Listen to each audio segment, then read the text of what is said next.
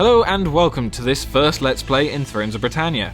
My name is Mide, and today we're going to be playing through as Mide, one of the Gaelic kingdoms. Mide lies in the heart of Ireland, with its current leader Flann aspiring to become the High King.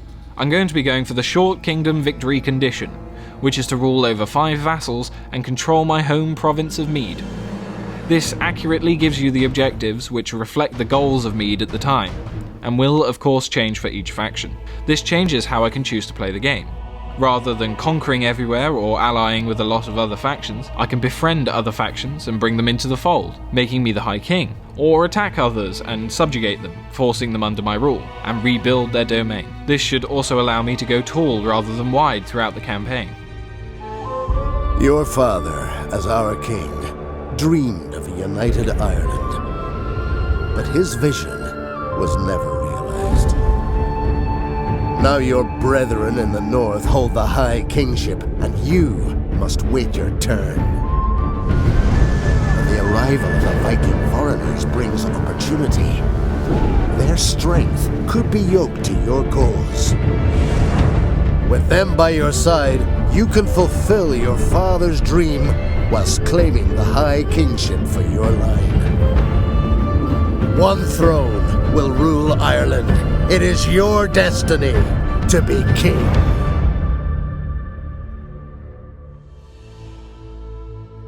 As soon as we enter the campaign, we are issued a mission to defeat the rebel army within our lands. But before we get stuck into that, let's first take a look at the campaign map. Mide starts surrounded by other factions, without access to a port, and no natural defences to aid them, so enemies could come from any direction. We start with 2 armies, one led by our king Flann, which is well rounded with 6 units, and one in our main settlement with 2. This will be beneficial in case of any issues in the south of our lands. For now we have a very real and present threat in the rebel army, so I'm going to move Flann into Canassus, which will give us access to the recruitment pool.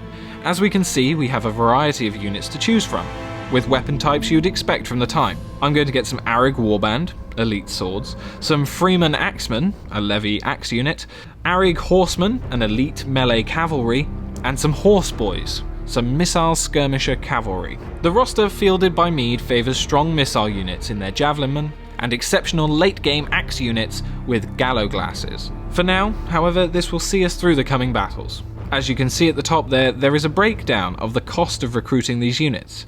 The upfront cost paid now, the upkeep cost per turn, and the food cost.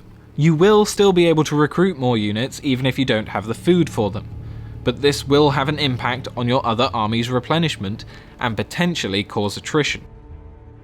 In my province we have 1 settlement, Clan MacNoise, and 3 villages surrounding it. At this point we should focus on getting more food, so improving our farms would certainly give us that boost. With that done, let's go ahead and end the turn, and we'll see what happens with this rebel army. It seems they are being confident and have attacked the village with my army inside. We should be able to make short work of them and end this rebellion swiftly. Welcome to the battlefield.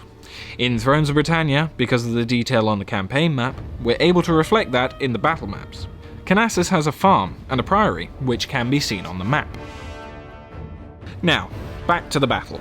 I'm going to move my men and take the high ground.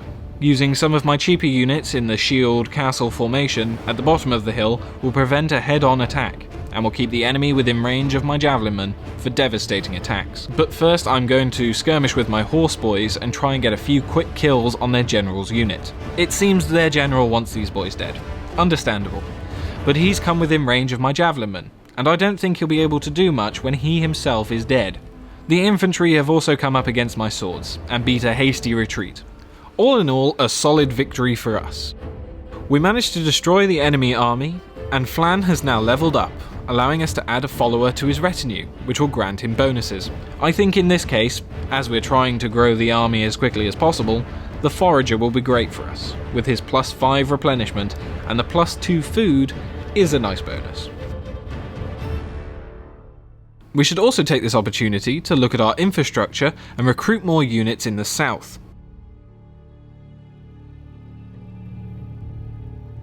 And with that, let's end the turn. Throughout Thrones of Britannia, With all the factions, you'll be given these narrative opportunities, which steer the course of your campaign. These will also appear to the AI, making each playthrough different. We've been given a choice to make. It seems the Vikings in Dublin have been raising an army, presumably to attack Briga. Now, we could at this point attack Briga and take their lands before the Vikings. Or we could attack the Vikings and take their lands instead. Or we could just not get involved. But that's not my way. To be the High King of Ireland, I need to prove I'm worthy of it. And to do that, I need to protect those who need it. So I'm going to attack Dublin. As I have my army within range, I'm going to straight away seize the village of Loch Gabhair, which is a mining village, so Dublin will lose some vital income. This has given me some legitimacy, which is a Gaelic culture point system.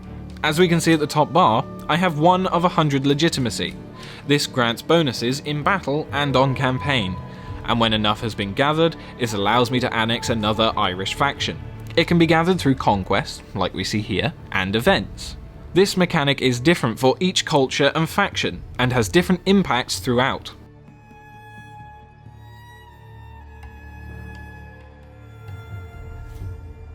Dublin have marched out of their settlement and attacked my neighbour, so this leaves me with a choice.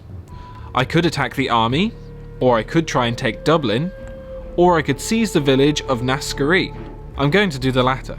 Taking the farm, along with the mine, will seriously impact Dublin's ability to field a large army.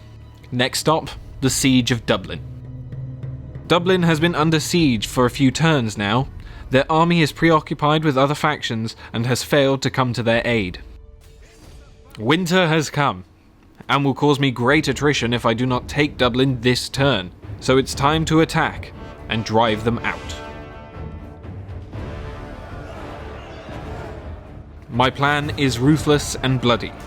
Simply overwhelm the enemy by getting my towers to the walls and destroying their gate and killing all inside.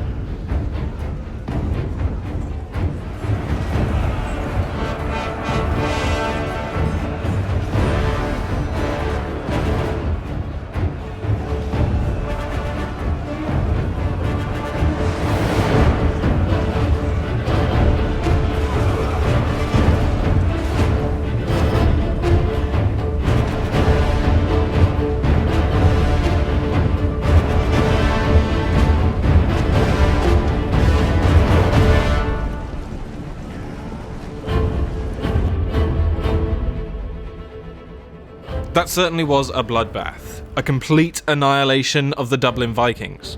This has not rid us of all the Vikings in Ireland though. Dublin has instead forced all of the other Viking factions in Ireland to become their vassals, meaning we now have a lot more factions to deal with.